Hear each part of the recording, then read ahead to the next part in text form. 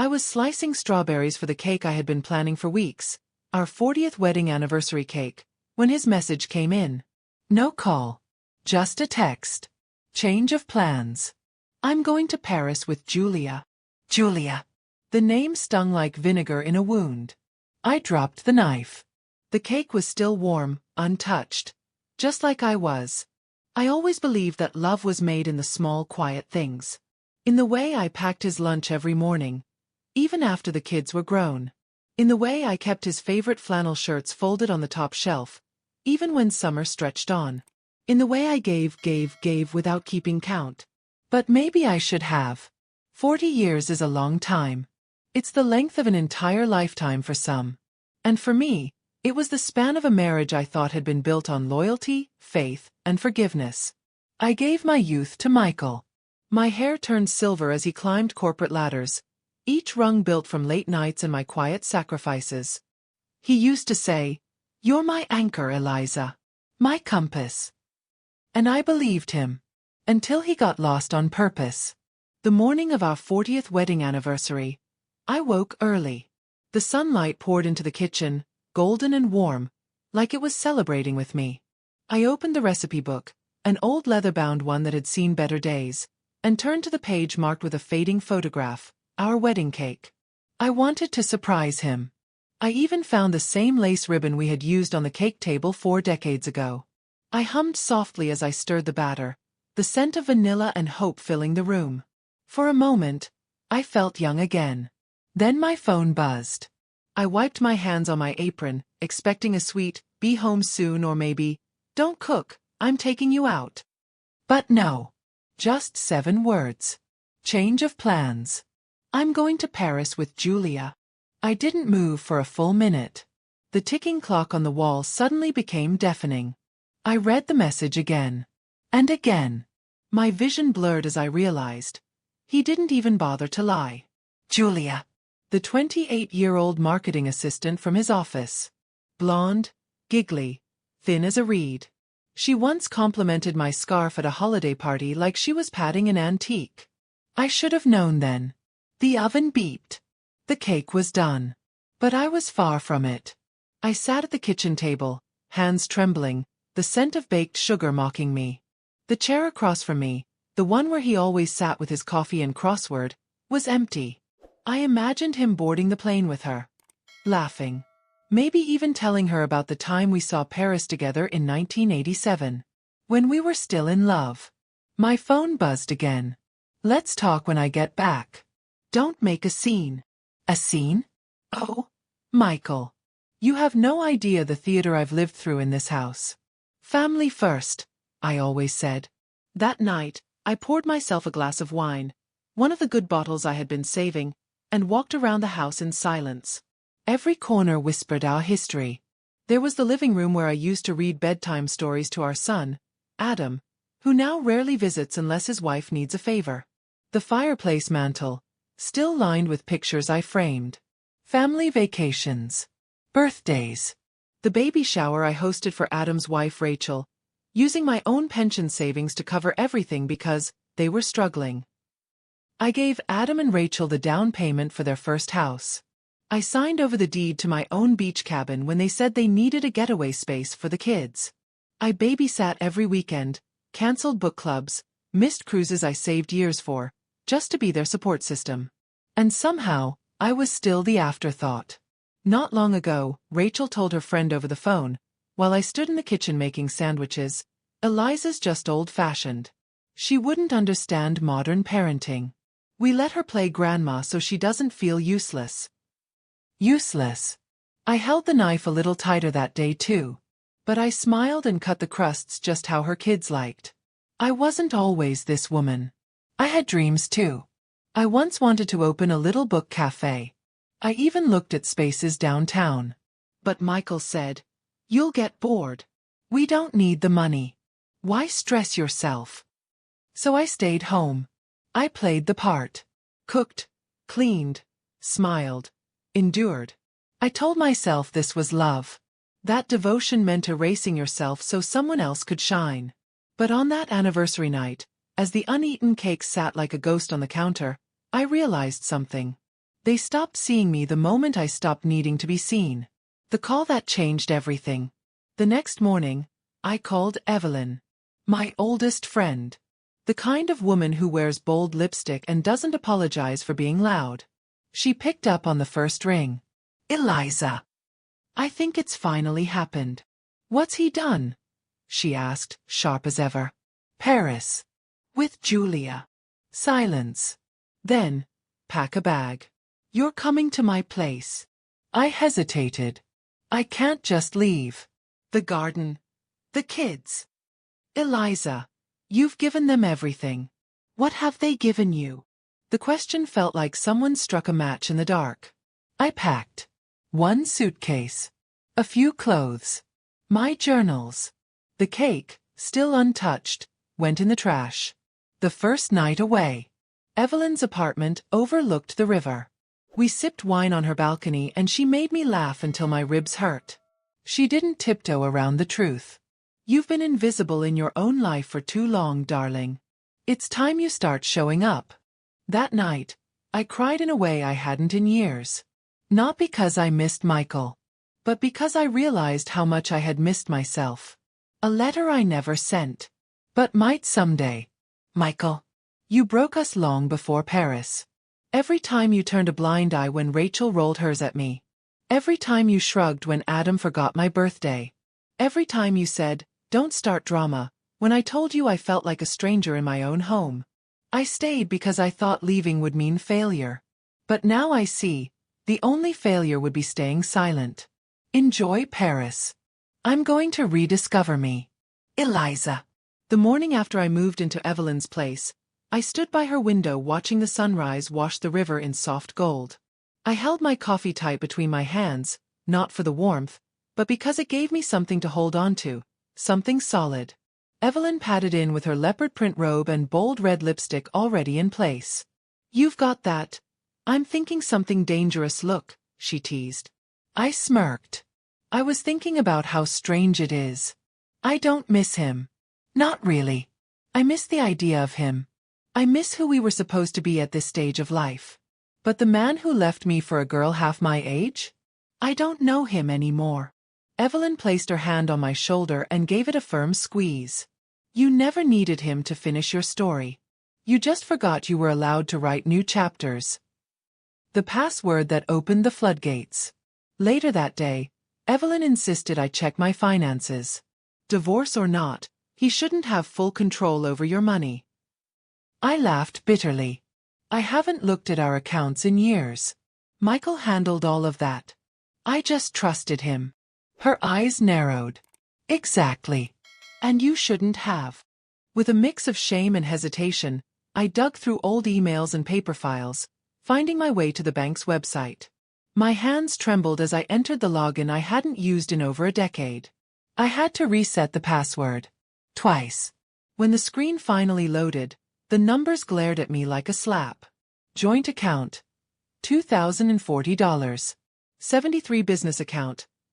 $87,000 Paris credit charges. $19,420 in 2 days 2 days. Designer boutiques. A private Seine River cruise. A suite at Hotel Plaza Athene. All in our names. On our dime. I scrolled further. Then stopped. A transfer, 6 months ago, from our joint savings to Adam and Rachel LLP. $80,000. I blinked. My breath caught. That was money I'd helped save over 4 decades. For our retirement. For emergencies. And it was gone. To Adam and Rachel. Without a word. I thought of the new car they'd bought. How Rachel had laughed when I complimented it. Oh, just a lucky deal Adam found. They'd known. They'd all known. I was the last to know. It's probably just a misunderstanding, they said. Evelyn watched me with quiet intensity as I told her everything. When I got to the transfer, she slammed her wine glass down on the counter. Enough, she said. This isn't just betrayal. It's theft. Eliza, they've been using you. You've sacrificed your whole life, and now they're picking your bones clean while you're still breathing. I shook my head slowly. I still want to believe they love me. She sighed. I believe they love what you do for them. That night, Evelyn introduced me to a woman named Carla, a retired family lawyer turned advocate for elder women in transition. Carla had a calm but razor-sharp demeanor, the kind of woman who once ran boardrooms and now ran rescue missions. "I've seen this 100 times, she said after I gave her the rundown. "We'll start by pulling full financial records. If he transferred assets without your consent, we can challenge them. We'll also have a forensic accountant look at anything related to your name. You'd be surprised how often money gets hidden in plain sight." I sat there stunned. "You think he planned this?" She met my eyes. "I think he counted on you not looking." A message from Rachel that broke me and freed me. A week passed. Michael hadn't called. Not once. But Rachel did. I let it go to voicemail. Her voice was sugar-laced venom. "Hi, Eliza. I just wanted to say we're concerned. Adam says you left your house? Evelyn's not exactly the best influence at your age. Maybe you're confused, or something's upsetting you, but we really think you should come back home. Don't make this a thing, okay? We're family. Let's not start acting like enemies." Enemies. I listened to that message 3 times. Every word was soaked in control. I'd raised that boy. I'd loved his children like my own. And now, I was a confused woman to be herded back into line. I forwarded the message to Evelyn. She simply replied, "Burn it all down, sweetheart. Then rebuild." The things I'd overlooked now made sense. Carla's team worked fast. They uncovered more than I was prepared for. Michael had already filed preliminary papers to move some of our joint retirement investments into a private fund under his name only, claiming irreconcilable differences. Dated 3 weeks before our anniversary. 3 weeks. Which meant the Paris trip wasn't spontaneous. It was a celebration of his new life. A life that didn't include me. And as for Adam and Rachel, their business wasn't struggling. In fact, the accountant found that the $80,000 loan was used to buy speculative crypto and cover a second home they were flipping. No repayment plan. No permission. No mention of it. Just theft in the disguise of family. The power in saying no the first time I said it, it felt unnatural. Adam called. "Mom, Aunt Susan said you're lawyering up? What's going on?" I was quiet for a moment. "I know about the money. The business. The house deed. All of it." He stumbled over his words. We were going to tell you eventually. It's just, we thought you wouldn't understand. You never liked how we handled things." I said no. "What? No more money. No more manipulation. No more pretending." He was silent. I imagined Rachel standing nearby, whispering instructions. Then he scoffed. "You'd really break up the family over this?" I breathed in deeply, calmly. "No, Adam. You already did." And then I hung up, taking back the house. And more. It turns out Michael hadn't removed my name from the house deed yet. Carla filed a freeze.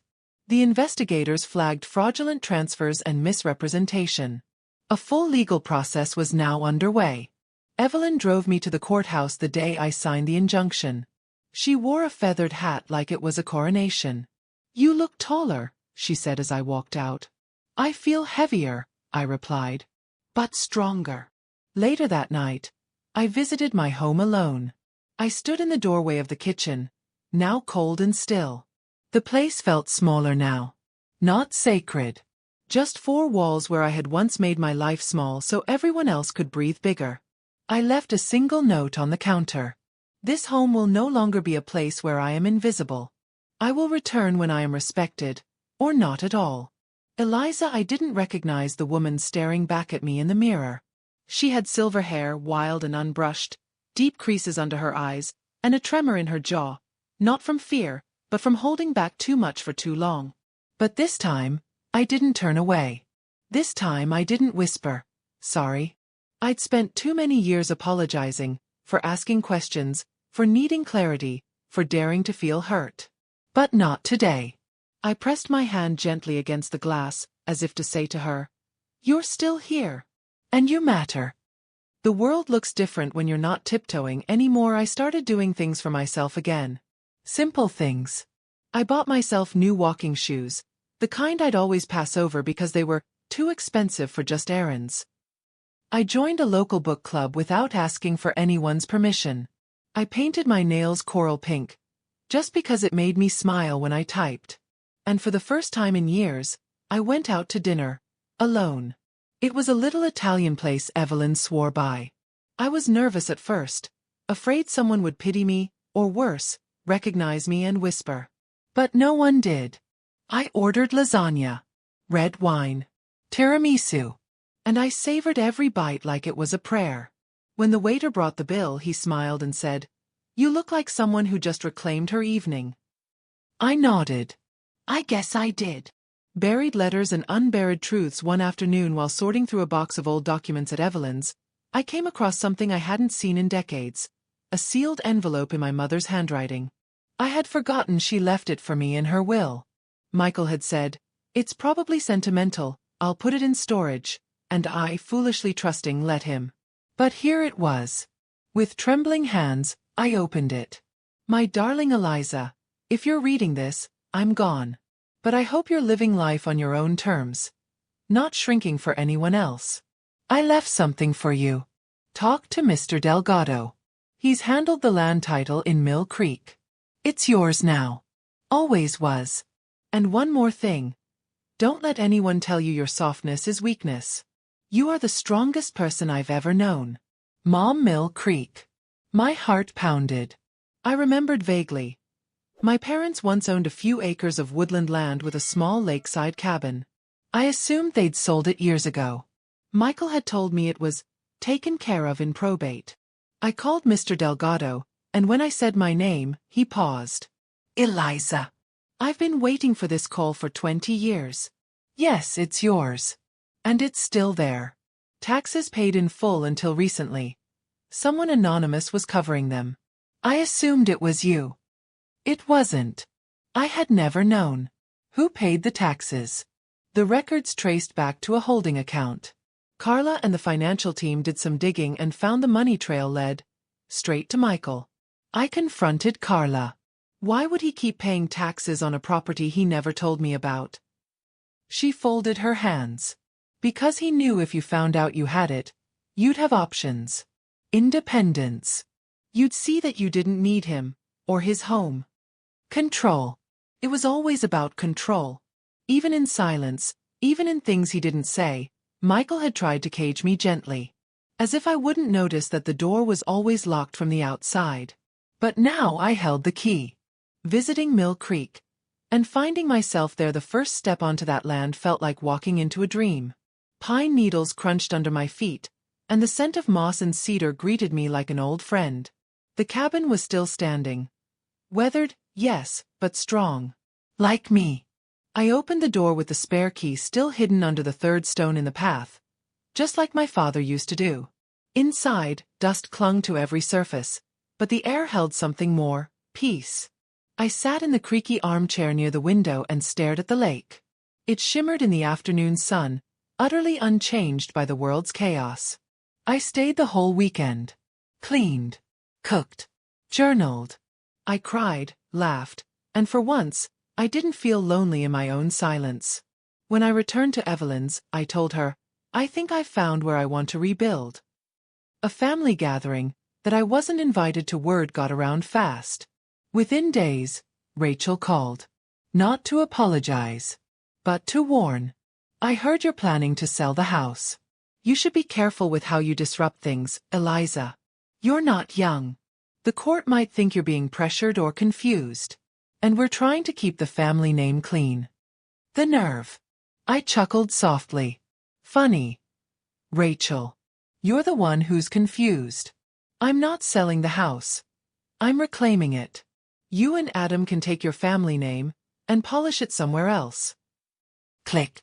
A few days later, I received an invitation to a family brunch celebrating my granddaughter Lily's dance recital. The invitation came from Lily herself. Handwritten.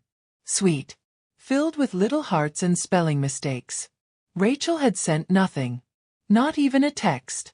Evelyn asked, "Are you going to go?"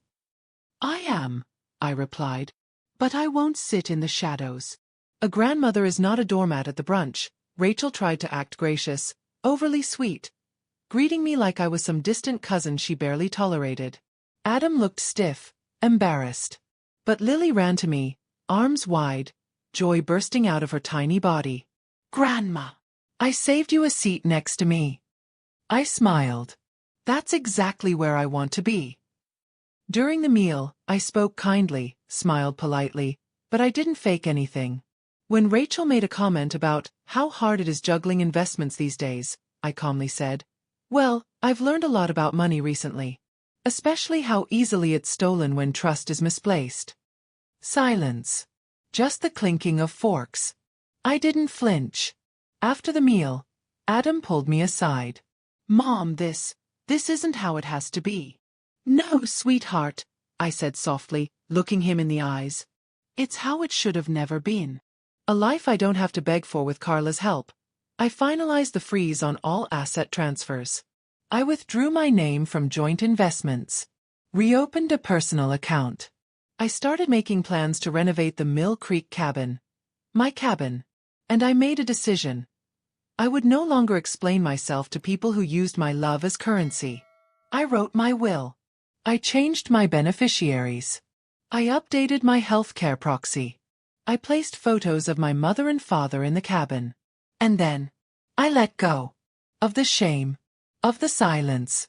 Of the woman who used to say, "It's okay," when it clearly wasn't. I once read that a woman doesn't truly understand her strength until silence becomes more painful than speaking. That was me. I had spent decades filling the silence, with polite laughter, small talk, and quiet sacrifices. But now, I wasn't afraid of the silence anymore. I was using it. Because in the stillness of Mill Creek, I was finally listening to myself. The letter that made me cry in a good way. A week after I'd returned from the family brunch, a small envelope arrived at Evelyn's place with crayon drawings on the front and my name spelled as Gramu. It was from Lily. "Dear Gramu, I like when you come. I miss you. Mommy says you are busy, but I think you are just doing fun stuff. Can I come too? We can make pancakes and feed birds like we did before. I have a secret. When I grow up I want to live in the forest like you. Don't tell Mommy. She says it's silly. Love, Lily." I pressed the paper to my heart. The kind of ache it brought wasn't pain. It was longing, but with hope stitched into it. Maybe I couldn't change Adam. Or Rachel. But maybe I could still shape something better. Something cleaner and kinder. For the next generation. The house was still legally mine. For now the paperwork Carla had filed kept Michael from selling or transferring the house while our case moved forward. But the house itself felt like a stranger now.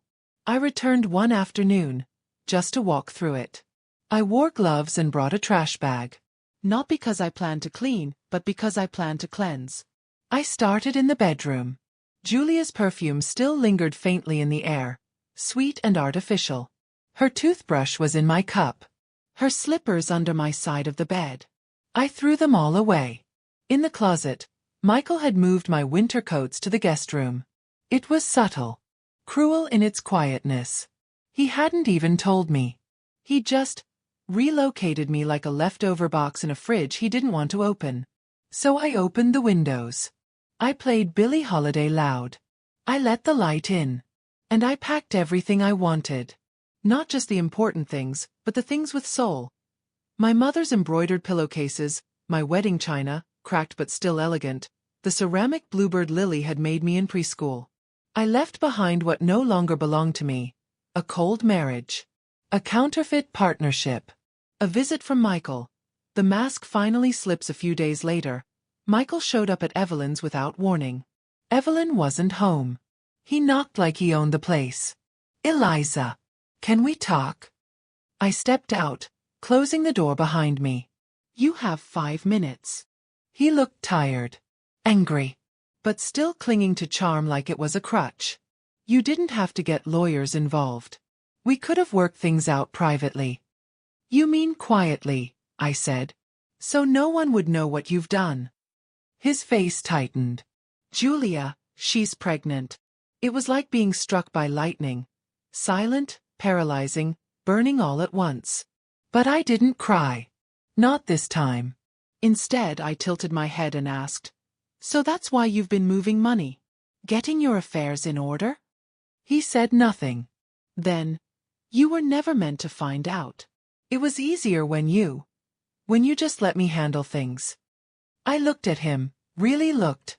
The man I once knew was gone. This one was smaller, hunched behind excuses. "You want the truth?" I said, voice steady. "You didn't break my heart.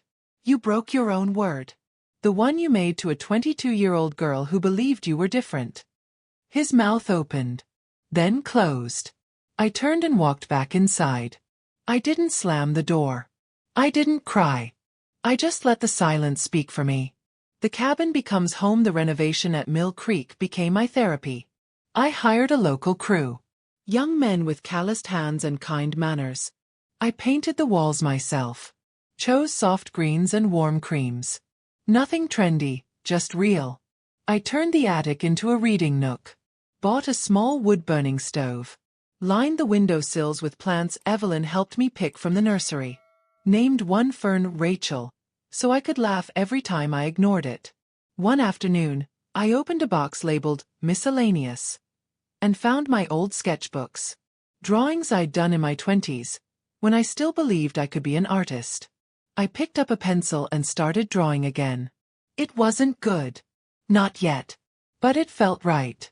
An unexpected visit, and an old spark. One weekend, while sipping tea on the porch, a pickup truck pulled up the gravel path. A man stepped out, tall, wiry, with kind eyes and a crooked smile.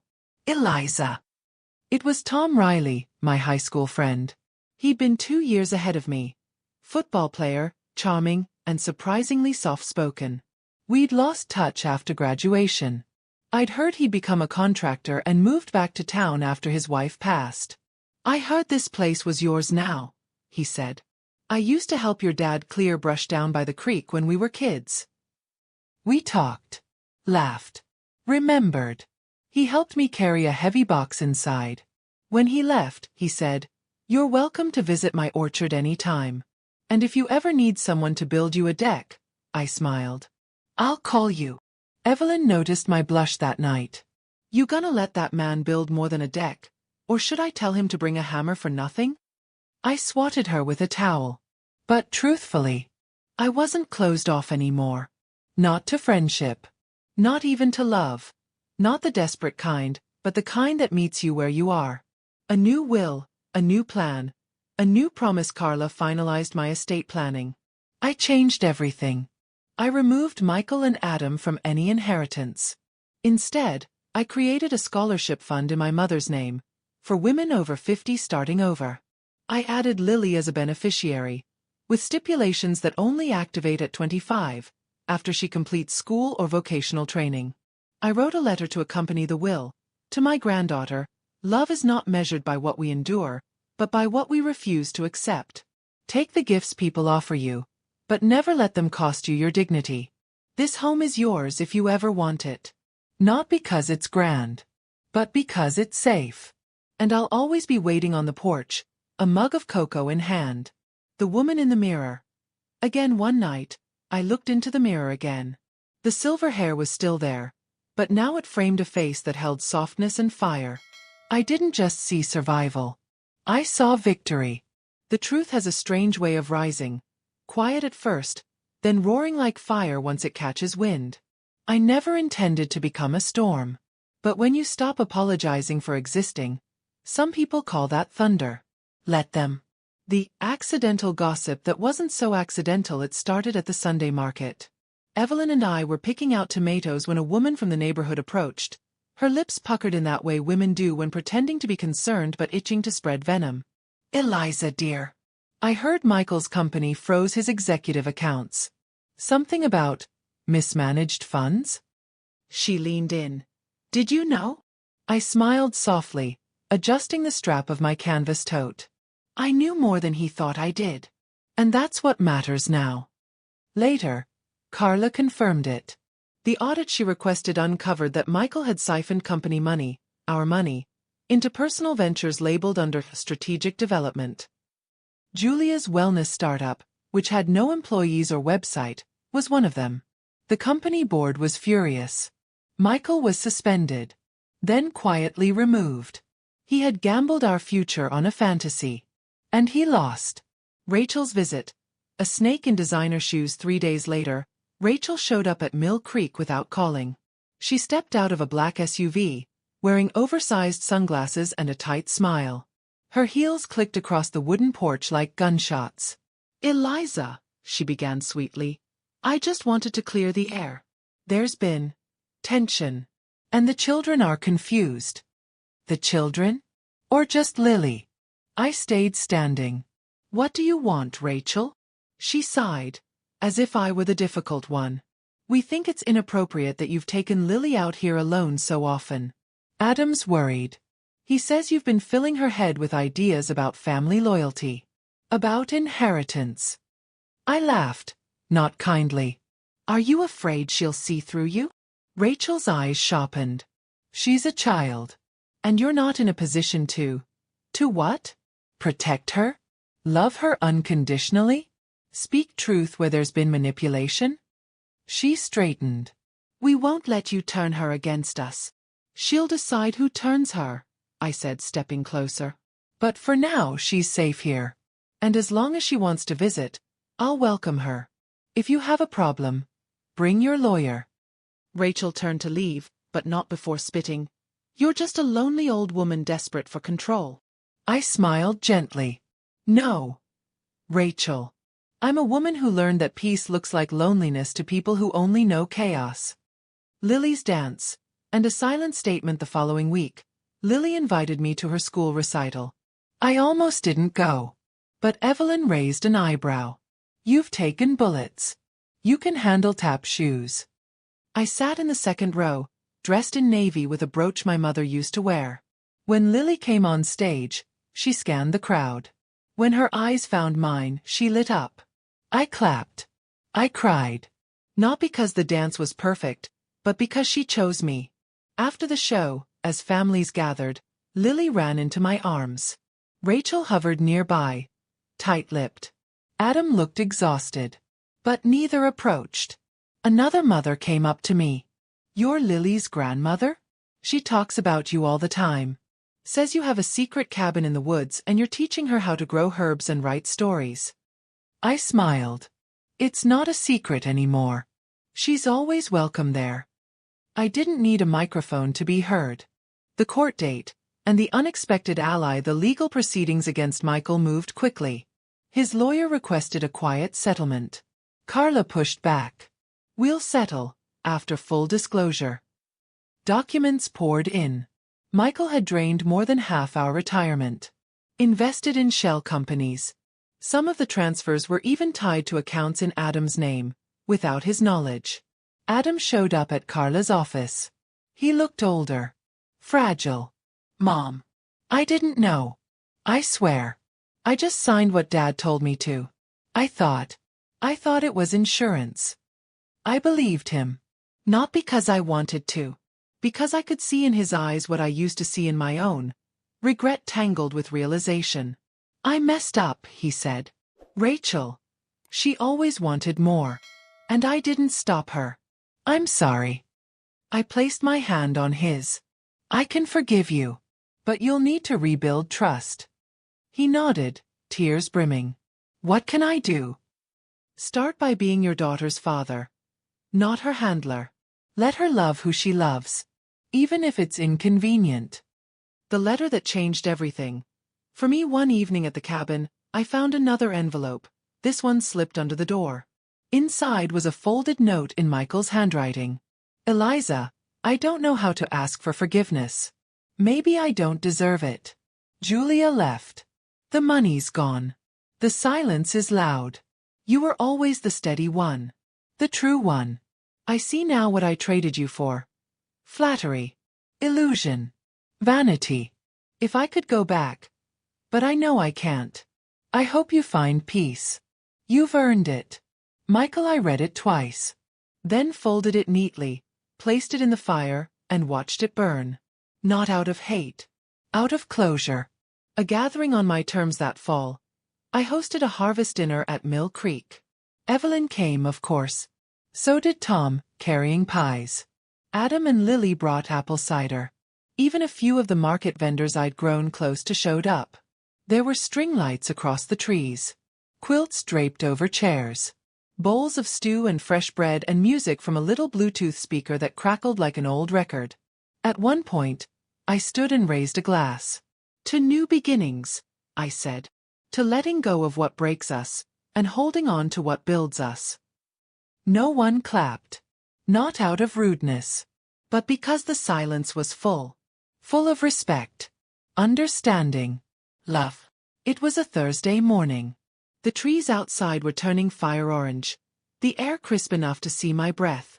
I was sitting at the cabin table with a mug of tea and an open notebook, scribbling thoughts I never expected anyone else to read, until the email arrived. Subject line, feature request, women over 60 who fought back. It was from a journalist named Camille who'd heard about my legal case through a mutual connection at the courthouse. She wrote, "We're doing a feature on women who've reclaimed their independence after betrayal or abuse, especially in older age. I'd love to interview you. Your story could empower others who feel forgotten." I read it twice. My first instinct was to decline. I wasn't a symbol. I wasn't looking for applause. But something in her message stirred something in me. A memory of how alone I once felt. What if one woman, somewhere, read my story and chose to finally walk away? I replied, yes. But on my terms. Then came the health scare 2 days before the interview. I fainted while hanging herbs on the porch. I woke up on the couch with Lily beside me, crying quietly and stroking my hand. "I called the neighbor and they got you help," she whispered. "Don't go away. Please." At the hospital, the doctor said it was exhaustion and mild anemia. Nothing dire. But it shook me. Because for the first time since this all began, I realized I had someone watching me again. Not to control me, but to keep me here. Lily. The interview that wasn't about me. Camille came to the cabin a week later. She was younger than I expected. Sharp-eyed.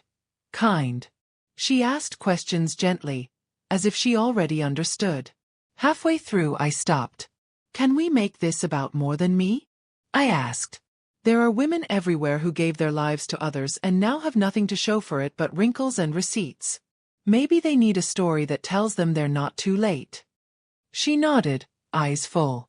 "You just gave me the title," she said. That night, I sat by the fire with Lily in my lap, her head on my shoulder. "Grandma," she whispered. "Yes, baby. When I grow up, I want to be like you." I smiled into her hair. "You already are."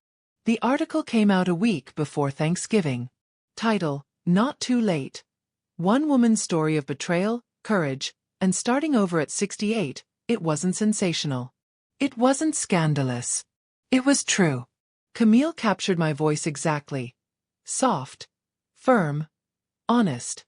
She even quoted my line, "Peace looks like loneliness to people who only know chaos." I thought no one would notice. But they did. The letters that came after, dozens of women wrote to me. Some from as far as Canada and the UK. "I filed for divorce today after reading your story.